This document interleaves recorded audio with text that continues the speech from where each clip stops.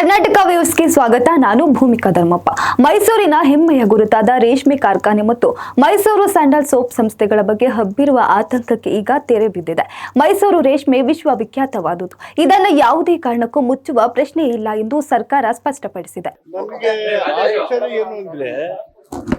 ನಾವು ಯಾವ ಕಾಲಕ್ಕೂ ಯಾವ ಸಂದರ್ಭದಲ್ಲೂ ಕಾರ್ಖಾನೆಯನ್ನು ಮುಚ್ಚಿ ಅನ್ಯ ಉದ್ದೇಶಕ್ಕೆ ಜಾಗವನ್ನು ಮಾಡಿಸುವಂತ ಯಾವ ಪ್ರತಿಷ್ಠಿತ ನಿಲುವು ಇಲ್ಲವೇ ಇಲ್ಲ.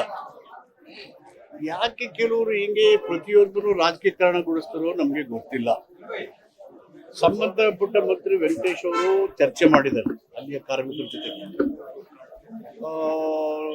ನಾವು ಎಲ್ಲ ಹೇಳಿದ್ದೀವಿ, ಡಿಸಿ ಅವರು ಹೇಳಿದ್ದಾರೆ. ಅಲ್ಲಿ ಸಿಲ್ಕ್ ಉತ್ಪಾದನೆ ಬಿಟ್ಬಿಟ್ಟು ಆಟ ಆಡಕ್ಕೆ ಅದು ಯಾರಾದ್ರೂ ಮುಚ್ತಾರ? ಹುಡುಗಾಟಿಕೆನ ಅದನ್ನ ಉಳಿಸ್ಕೊಂಡು ಅದರ ಜಾಗ ಅವಶ್ಯಕತೆ ಇಲ್ಲ ಅಂದಾಗ ಅದರ ಎಕ್ಸ್ಪ್ಯಾನ್ಷನ್ಗೆ ಬೇಕಾದಂತ ಜಾಗ ಇದರಿಂದ ಲಭ್ಯ ಆಗಲ್ಲ ಅಂತ ಅನಿಸಿದ್ರೆ ಅದನ್ನ ಮಾಡ್ಬೋದು. ಇಲ್ಲದಿದ್ರೆ ಪರ್ಯಾಯ ಮಾರ್ಗನ ಹುಡುಕ್ಬೋದು. ಯಾವ ಪ್ರತಿಷ್ಠೆನ ಮೇಲೂ ನಿಂತಿಲ್ಲ ಸರ್ಕಾರ. ಅನವಶ್ಯಕವಾಗಿ ಗೊಂದಲನ ರಾಜಕೀಯ ಯಾಕೆ ಮಾಡ್ತಾರೋ ಗೊತ್ತಿಲ್ಲ. ಬಟ್ ಆದ್ರೂ ಅವರು ನಮ್ಮ ಸಿರಿಕಲ್ಚರ್ ಮಂತ್ರಿಯವರು ಇಲ್ಲೇ ಹೇಳಿದ್ದಾರೆ, ಅವನ್ನೆಲ್ಲ ಕರೆದು ಮಾತಾಡಿದ್ದಾರೆ, ಜಿಲ್ಲಾಧಿಕಾರಿಗಳು ಹೇಳಿದ್ದಾರೆ. ನನ್ನನ್ನು ಕಳೆದ ವಾರ ನಾನು ಮತ್ತು ಮುಖ್ಯಮಂತ್ರಿಗಳನ್ನ ಯದುವೀರವರು ಭೇಟಿಯಾಗಿದ್ರು ಏರ್ಪೋರ್ಟಲ್ಲಿ. ಅವರು ನಮ್ಮನ್ನು ಭೇಟಿ ಮಾಡಿ ಮನವಿ ಕೊಟ್ಟಿದ್ದಾರೆ. ಇಲ್ಲಿ ಏನು ಪ್ರತಿಷ್ಠೆ ಇಲ್ವಲ್ಲ ಸರ್ಕಾರದ್ದು.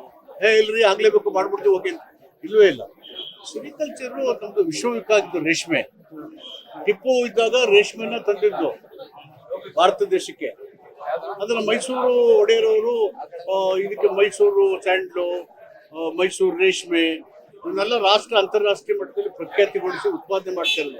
ಯಾವ ಕಾರಣಕ್ಕೂ ಅದನ್ನ ಮುಚ್ಚಿಸೋದು ಇಲ್ಲ, ಸ್ಥಗಿತಗೊಳಿಸೋದು ಇಲ್ಲ, ಎಕ್ಸ್ಪಾನ್ಷನ್ಗೆ ಬೇಕಾದಂತ ಅನಾನುಕೂಲ ಸೃಷ್ಟಿ ಮಾಡೋದೂ ಇಲ್ಲ.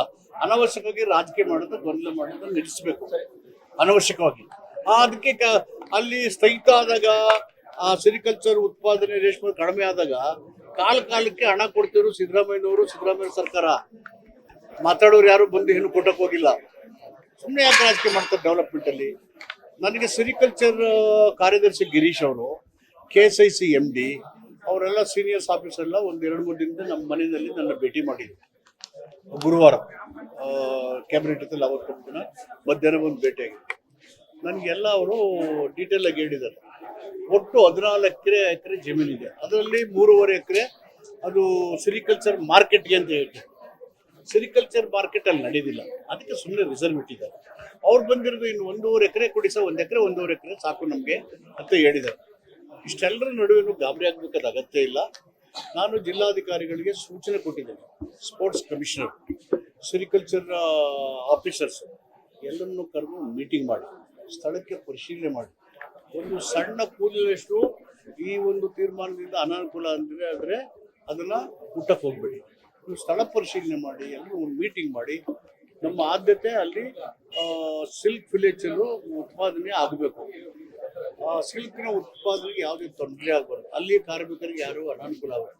ಆ ರೀತಿಯಲ್ಲಿ ಹೋಗಿ ಸ್ಪೋರ್ಟ್ಸ್ ಕಮಿಷನ್ನ ಸಿಲ್ಕ್ ಅವರೆಲ್ಲ ಕರೆದಿದ್ದಾರೆ. ಸ್ವತಃ ನೀವು ಹೋಗಿ ಸ್ಥಳಕ್ಕೆ ಪರಿಶೀಲನೆ ಮಾಡಿ.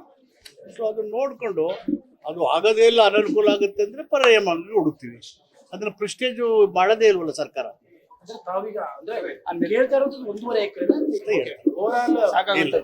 ಅಷ್ಟಾದ್ರೂ ಸಾಕು ಅಂತ ನನಗೆ ಎಕ್ಸ್ಪ್ಲೈನ್ ಮಾಡೋದು. ಬಟ್ ಸ್ಟಿಲ್ ನಮ್ಮ ಇಂಪಾರ್ಟೆಂಟ್ ಸರ್ಕಾರದ್ದು ಸಿಲ್ಕ್ ವಿಲೇಜರ್ ಕೆಲಸ ಮಾಡೋದು.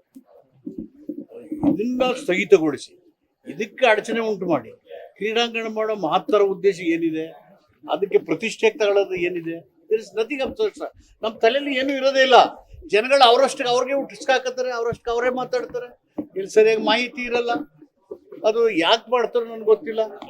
ಅವರು ಮಾಡೋದು ಇಲ್ಲ, ಸುಮ್ಮನೇನೂ ಇರೋದಿಲ್ಲ. ಈಗ ಜನಕ್ಕೆ ಹೆಚ್ಚಾಗಿ ಬಿಜೆಪಿಯವರು ಅದರಲ್ಲೂ ವಿರೋಧ ಪಕ್ಷ ನಾಯಕರು ಬಂದಿದ್ರು, ಸಂಸದರು, ಮಾಜಿ ಸಂಸದರು ಎಲ್ಲರೂ ಹೋರಾಟ ಮಾಡ್ತಾ ಇದ್ದಾರೆ. ಅಂದ್ರೆ ಈ ಪೊಲಿಟಿಸೈಸ್ ಆಗಿದೆಯಾ? ಇದು ನೋಡಿದ್ರೆ ಇನ್ನೇನಾಗುತ್ತೆ? ನಾವೆಲ್ಲ ಆಯಾಮಗಳಲ್ಲಿ ಕೂಲಂಕುಷವಾಗಿ ಪರಿಶೀಲನೆ ಮಾಡ್ತೀವಿ. ಅವರ ಪ್ರೈಮರಿ ಕನ್ಸರ್ಟ್ ಸಿಲ್ಕ್ ವಿಲೇಜರಿಗೆ ಯಾವುದೇ ತೊಂದರೆ ಆಗಬಾರ್ದು. ಸಿಲ್ಕ್ ವಿಲೇಜರ್ಗೆ ಅದು ಪ್ರತಿಷ್ಠೆ ಮೇಲೆ ಕ್ರೀಡಾಂಗಣ ಮಾಡಲೇಬೇಕು ಅನ್ನೋದು ಇಲ್ವೇ ಇಲ್ಲ ಸರ್ಕಾರಕ್ಕೆ. ಈಗ ಸುಮ್ಮನೆ ಒಂದು ಮಾರ್ಕೆಟ್ಗೆ ಅಂತ ಇಟ್ಟಿದ್ರೆ ಖಾಲಿ ಬಿದ್ದಿದ್ದ ಜಾಗ ಸುಮ್ಮನೆ ಹಾಗೆ ಬಿದ್ದಿದೆ. ಸೊ ಅದು ಉಪಯೋಗಕ್ಕೆ ಬರದೇ ಇದ್ದಾಗ ಒಂದು ವೇಳೆ ಆ ಜಾಗ ಇದಕ್ಕೆ ಉಪಯೋಗ ಆಗುತ್ತೆ ಅಂದಾಗ ಪ್ರಯಾರಿಟಿನೇ ಇದು ನಮಗೆ. So that's all the subject.